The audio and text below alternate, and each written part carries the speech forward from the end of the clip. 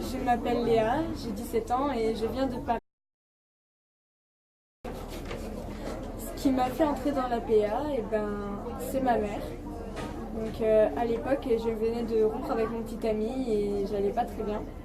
Et c'est ma mère qui m'a invitée dans un groupe de protection animale sur Facebook et c'est comme ça que tout a commencé.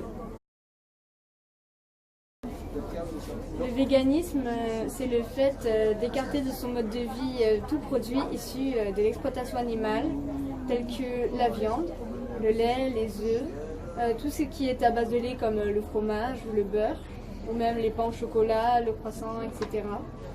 C'est aussi écarter tous les cosmétiques testés sur les animaux.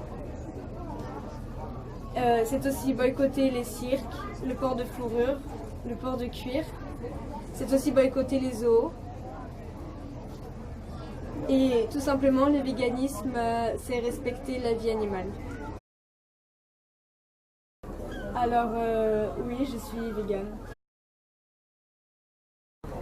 Alors, pourquoi je suis végane? Tout simplement parce que, pour moi, on ne peut pas se nourrir de produits venant de l'exploitation d'animaux.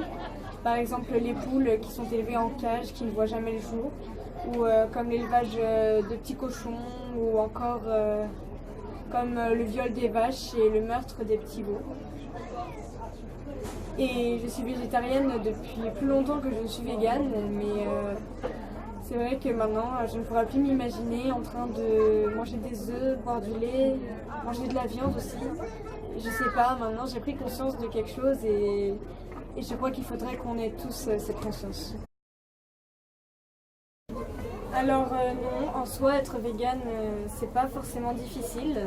Je pense que dès qu'on a acquis cette conscience qu'on ne peut pas continuer de laisser traiter les animaux comme ça, ça vient tout seul. Après, c'est vrai que c'est de plus en plus souvent que je trouve des produits véganes à Carrefour, Leclerc ou même Auchan, autre chose. Et je pense que dès que tout le monde aura acquis cette conscience, tout ira mieux. Voilà. Alors moi, je milite un peu partout en fait. Je milite contre le Grindadrap au Danemark, le meurtre des cétacés. Je milite aussi contre la chasse à courre, que généralement le samedi avec ma mère et d'autres militants, nous allons embêter les chasseurs. Je milite aussi contre le festival de Yulin et j'ai d'ailleurs monté mon association. Je milite aussi contre la corrida, bien évidemment. Je milite aussi contre l'élevage en cage, contre le viol des vaches pour obtenir du lait, contre l'élevage en cage des poules. Et voilà, en fait, je milite pour à peu près toutes les causes et je pense que c'est ce que nous devrions tous faire. Pour moi, un bon militant doit savoir faire la part des choses pour commencer. Faire la part des choses entre les on-dit et la réalité. Je pense aussi qu'un bon militant devrait soutenir toutes les associations et pas qu'une seule en particulier, même par manque de temps ou autre chose. Je pense qu'aussi qu'évidemment ils doivent venir aux manifestations.